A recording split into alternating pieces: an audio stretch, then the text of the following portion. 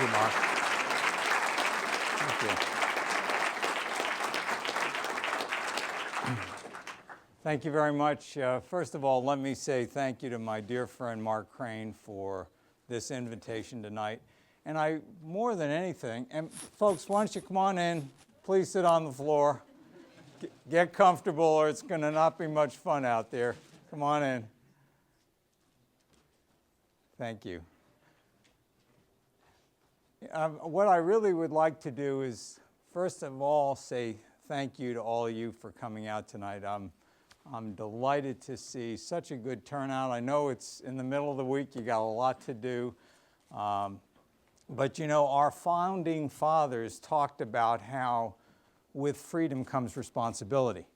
And for the reasons Professor Crane enumerated, this issue of energy policy, natural gas, hydraulic fracturing, very important issue for our nation, for the world. And you know, as responsible citizens, it's the kind of issue, energy policy, that you need to be informed about.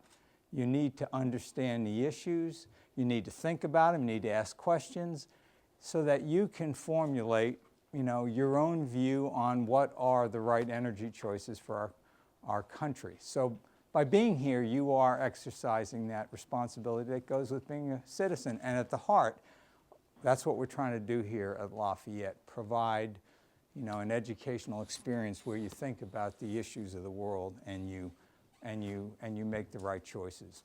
So thank you for being here. You know, I want to maybe just start and reminisce a little bit about when I was here at Lafayette. And you heard I was a biology major. And my wife, she was the first class of co-ed. She was a psychology major. And as a biology major, at that time, you know, late 60s, energy was not really on the radar screen yet. That wasn't a big issue. The issue I was concerned with as a biology student was population growth. We called it the population explosion. We had authors come to campus. I was very upset about it. And the issue was, since population was going to grow and resources were finite, you would just have growing competition for scarce resources, leading to chaos. And that's what we were worried about. We also worried about the environment. And I can remember as a freshman, the big issue here was cleaning up the Delaware. And I can remember being down at the banks of the Delaware, helping to clean up the Delaware. Those were our issues.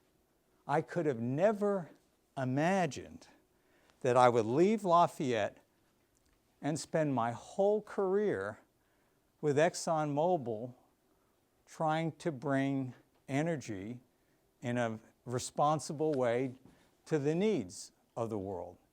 And population has grown and energy needs have grown, and that's what I've spent my career doing. The other thing I could not have imagined when I was a student here, and I thought about this population issue, was that while population would grow, the supply of energy would grow with it. Because the part we didn't think about was technology. That has made energy grow and keep up with the needs of a growing world. And that's really kind of in a nutshell, or what I would say, natural gas is a prominent case in point of technology enabling growth in energy to meet the needs of a growing world. You know, this is a very recent development. Really, I mean, we've been fracking for a long time, many, many years, but the takeoff of gas production because of this technology, and another I'll mention, is very recent. And now we believe we've got 100 years supply of natural gas right here in the US. And it's a cleaner burning source of energy. It's affordable, it's secure, and it's a game changer. Now in my business, you know, I travel the world. Everywhere I go, I can tell you, nations, companies, government officials are riveted on the this emerging American success story that is the natural gas story, the shale gas story, what we call unconventional gas. And you'll hear what that means today. Everyone wants to know about it. And a lot of countries are starting to move. And frankly, they contact our company to look at how they can develop their unconventional gas, their shale gas resources. Now, we have an interest in this subject because ExxonMobil is the largest natural gas producer in the country, and we are the largest player in this whole unconventional resource space, shale gas and so forth. And you may say, well, why am I here as the chemical guy besides my Lafayette hat? Well, what you may not know is that the chemical industry in this country is built on natural gas. Because with natural gas, which is not just a source of power for making chemicals, the liquids, natural gas liquids that come with it are the raw material that we use. And it's a very clean, efficient raw material. And so there is a renaissance going on in U.S. chemical manufacturing, again, on the back of this natural gas phenomenon. So it is a very big deal, and it can be done in a responsible way. Yet, many people have great concerns about fracking. There's a lot of emotion about this, and a lot of legitimate angst wanting to understand, what this is about. And again, as the largest player in the space, that's why I'm delighted to have a chance to come and talk to you about it, present the facts, and that's what we're going to try to do this evening. Now, I am accompanied by my colleague, Jack Neal. Jack is a senior scientist with ExxonMobil. He is a PhD geoscientist, and he has been studying these rocks that we're going to be talking about for his whole career.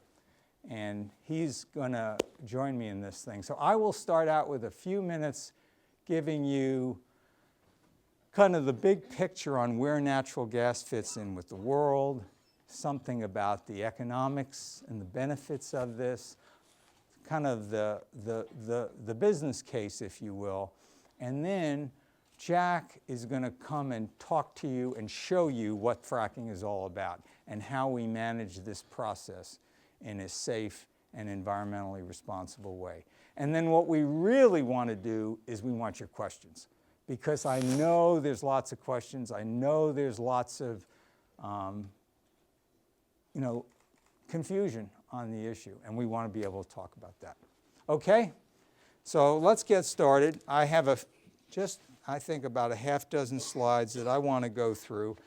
But the main point before I jump in is, if I can leave you with one point, I hope I can leave you with the thought that natural gas is a cleaner burning, abundant source of energy for this country that has game-changing economic potential.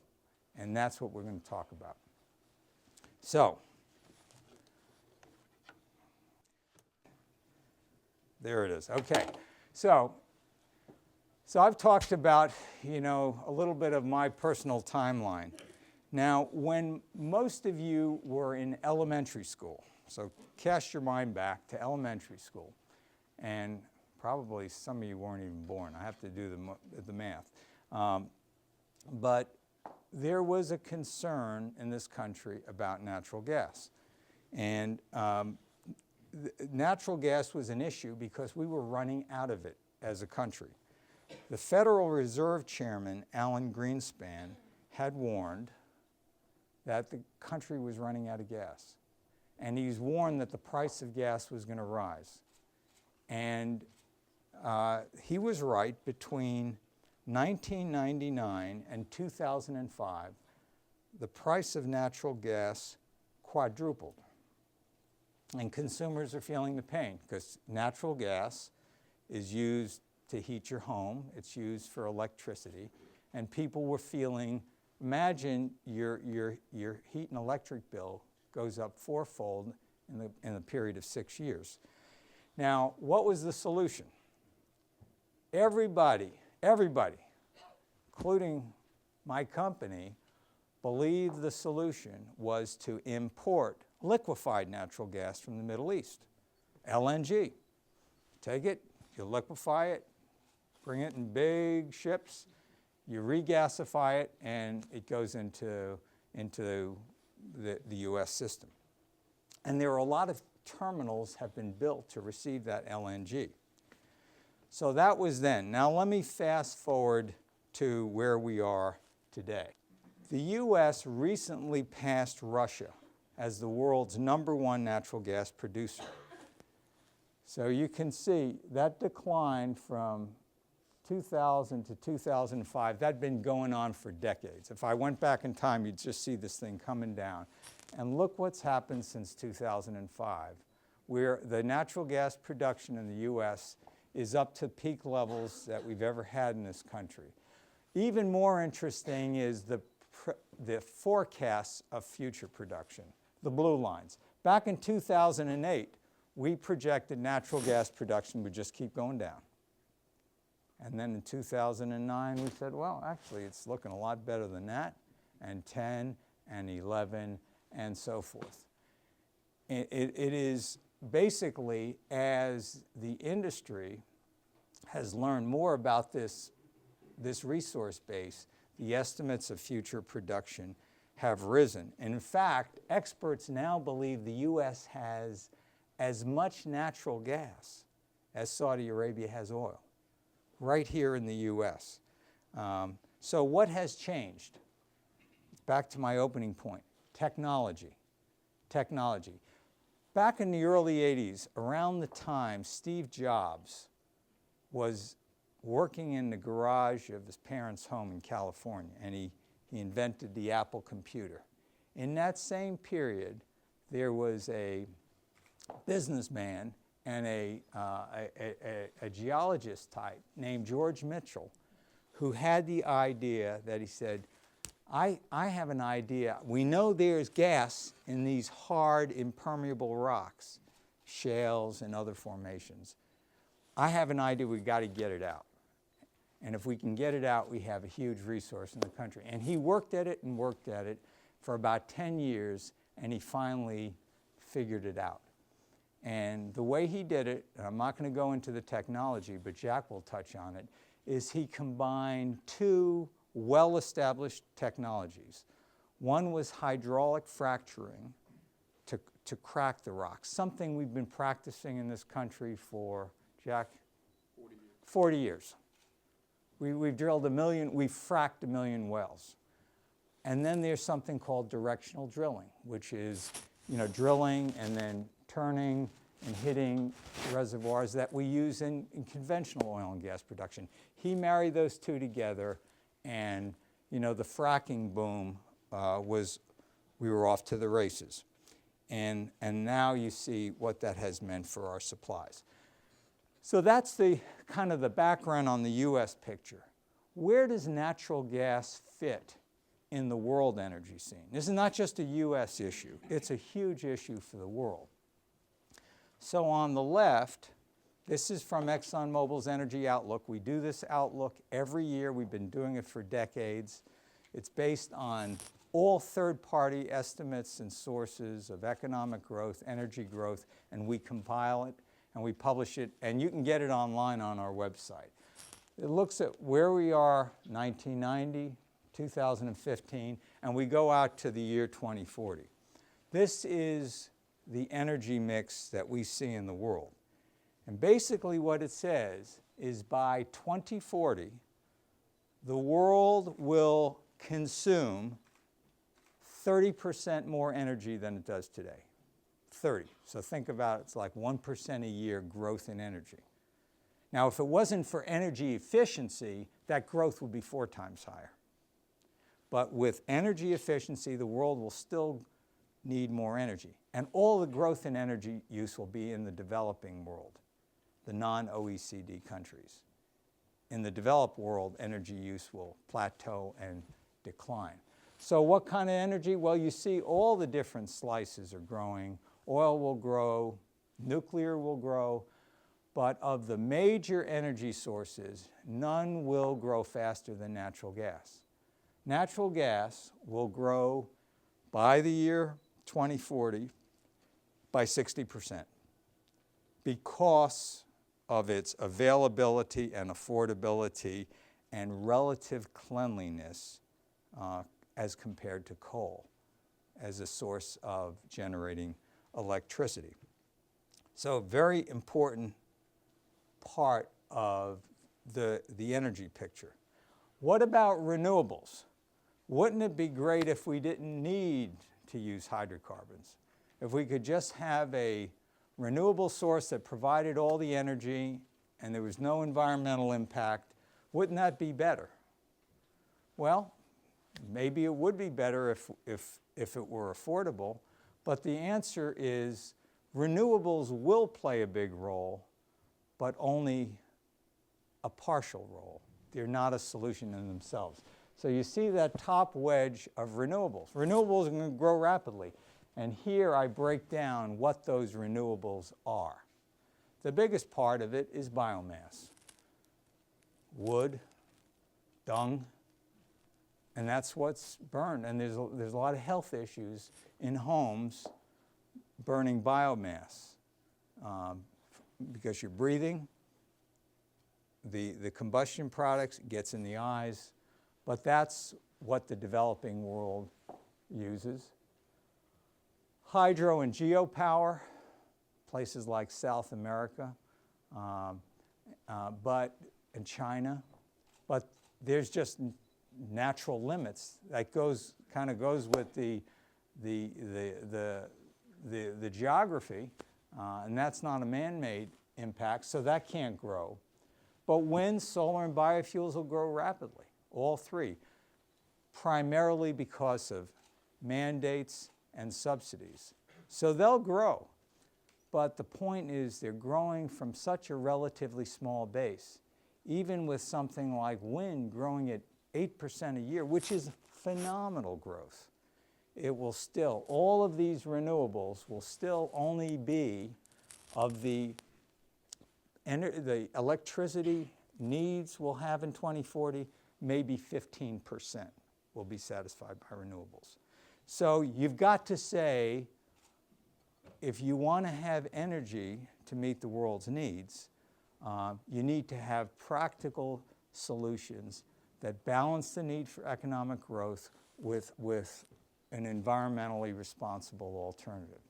And that's, that's what we look at here. And natural gas, plays a big role in that. So the bottom line is the world's going to need all these energy sources. We need a contribution from all of them, but none of them will play a bigger role than natural gas. Natural gas will pass coal sometime in this time frame as the second largest energy source in the world.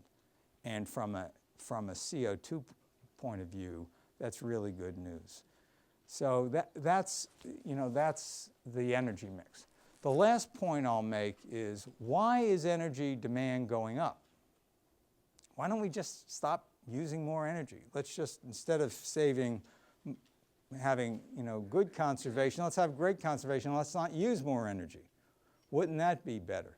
Well, why we're using more energy? Because over this time frame, the world will have 2 billion more people. We're 7 billion, we just hit 7 billion, we'll be 9 billion.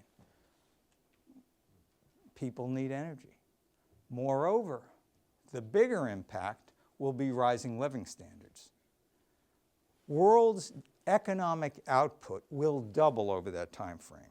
That means if you're living in the third world, you're aspiring and attaining a higher standard of living. That takes energy. So because of more people, because of rising incomes and living standards, we need more energy. Natural gas plays a big role. Where do we find it? The red blotches, that's not a kind of a petroleum industry term, but it shows you where the natural gas is. It's throughout North America in these dense rock seams, typically a mile below the surface. And the Marcellus Shale, that very large red formation on the right, spans Pennsylvania, New York, West Virginia, and Ohio.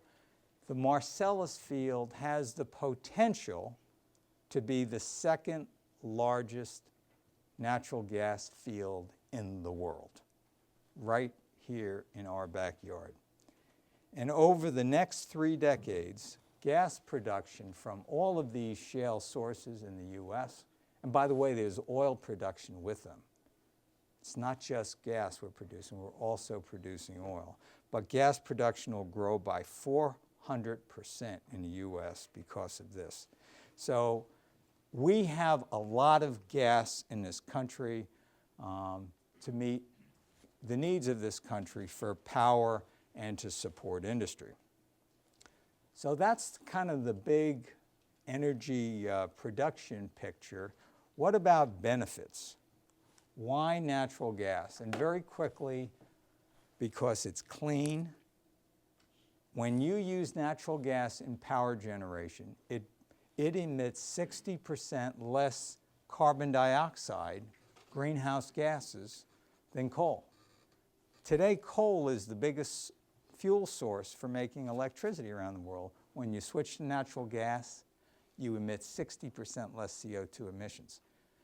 And it's very interesting, the state of Pennsylvania, I believe just last week, approved for the first time in probably decades, a new power plant in the state fueled by natural gas from the Marcellus Shale, backing out essentially power generation by coal.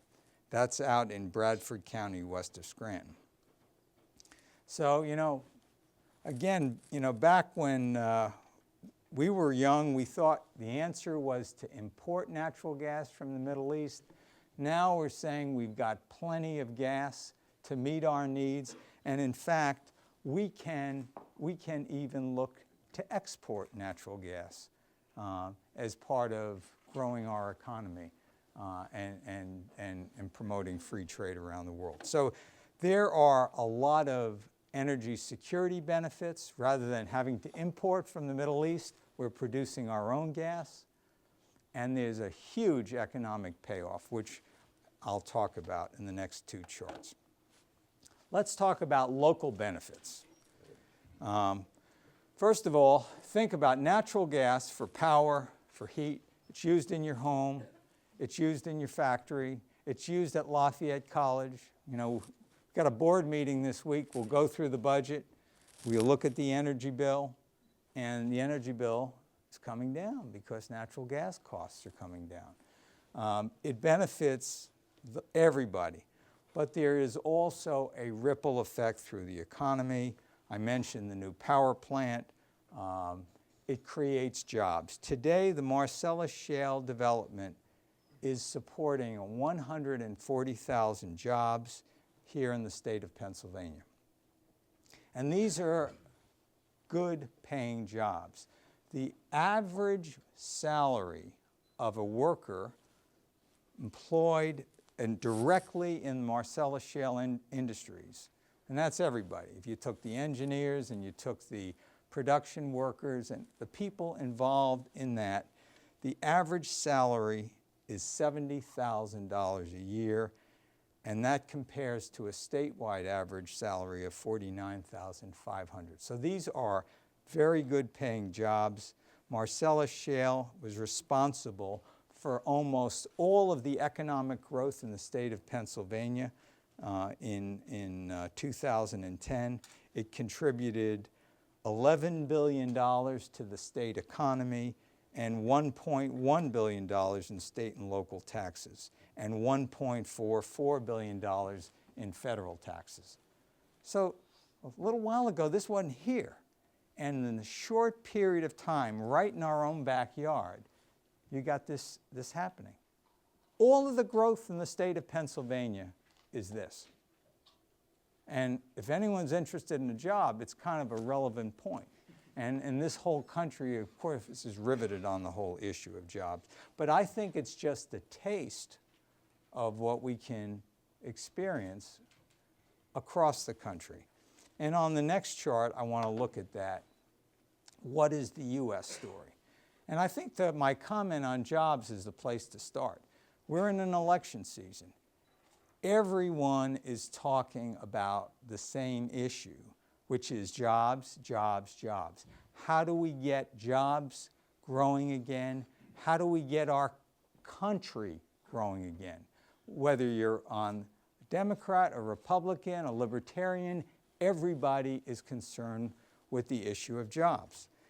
And natural gas is a big part of that equation. Across the U.S., these unconventional gas developments, and we'll talk about what that means exactly, will contribute nearly $50 billion in federal, state, and local government tax and U.S. royalties by the year 2015.